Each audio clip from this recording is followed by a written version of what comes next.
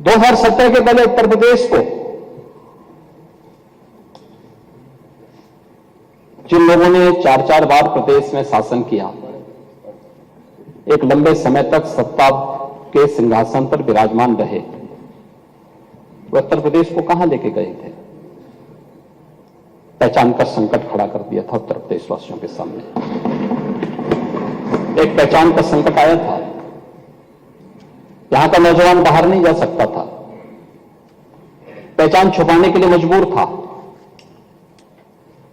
उत्तर प्रदेश से बाहर निकलता था तो भेद इससे देखा जाता था। नौजवान कहीं जाता था, नौकरी नहीं मिलती थी।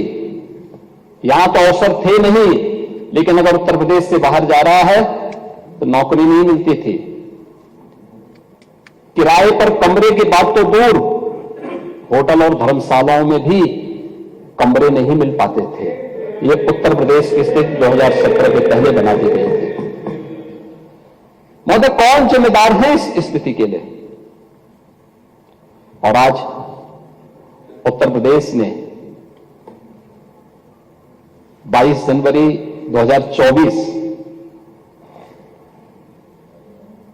जनवरी 2024 की घटना को भी देखा है। पूरा देश अभिभूत था।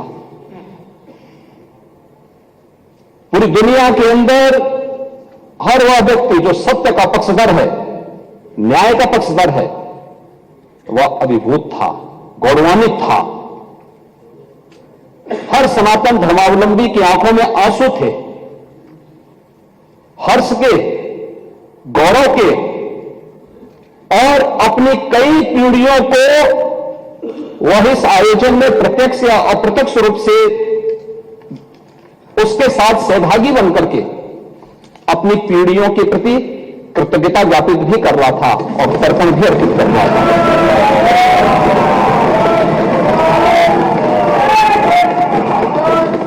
ये मेरा सौभाग्य है कि उस आयोजन में मैं प्रत्यक्ष रूप से था।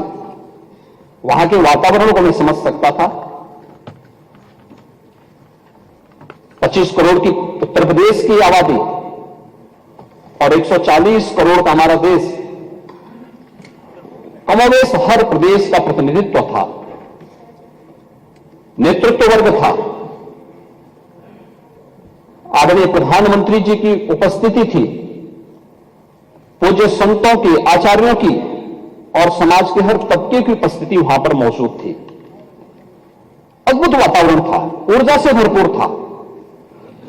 और यही उत्तर प्रदेश, जिस उत्तर प्रदेश के नौजवानों को देख करके उत्तर प्रदेश के नागरिकों के बारे में टिप्पणी होती थी, आज उस उत्तर प्रदेश जहां कोई आना नहीं चाहता था, आज देश और दुनिया का हर व्यक्ति उत्तर प्रदेश आने के लिए तैयार है।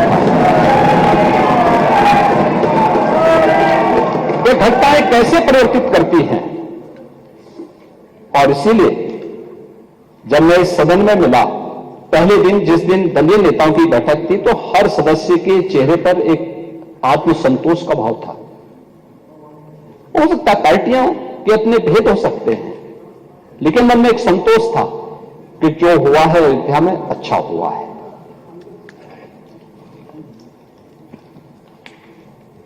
और हर व्यक्ति के मन में एक भाव था कि नहीं, अयोध्या हम सबको चलना चाहिए। अद्भुत, अलौकिक, अविस्मरणीय क्षण था। हर व्यक्ति गौरवान्वित था, गौरव की अनुभूति कर रहा था। और गौरव की अनुभूति इसलिए कर रहा था कि लगभग 500 वर्षों के एक लंबे अंतराल तक चले लंबे संघर्ष, लंबी कवायद, लंबा वाद विवाद, सर्वानुमति के साथ उसका समाधान का रास्ता निकला और पूरे देश की जनभावनाओं के अनुरूप आज रामलला के भव्य मंदिर के निर्माण का मार्ग प्रशस्त न केवल हुआ है, बल्कि रामलला वहां प्रत्यक्ष रूप से विराजमान भी हुए और सत्य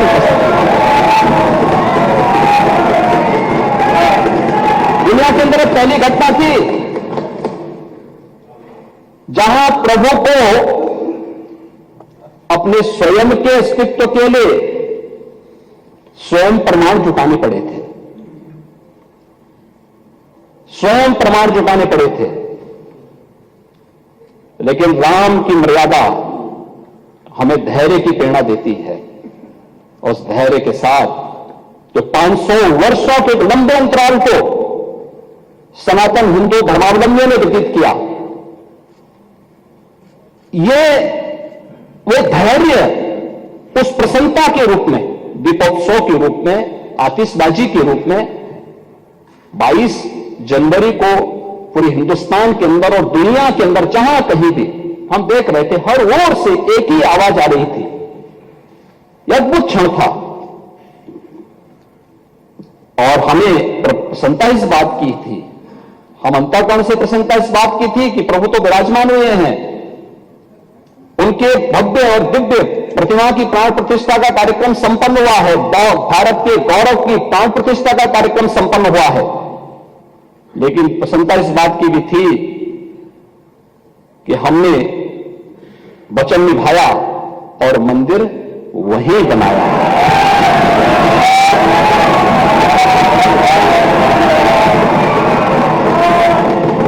जो कहा सो किया, जो संकल्प लिया उसकी सिद्धि भी हुई।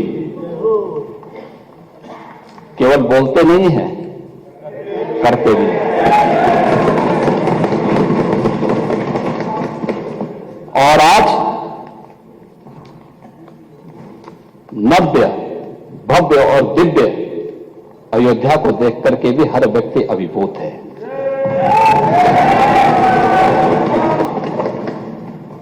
महोदय, कार्य बहुत पहले हो जाना चाहिए था।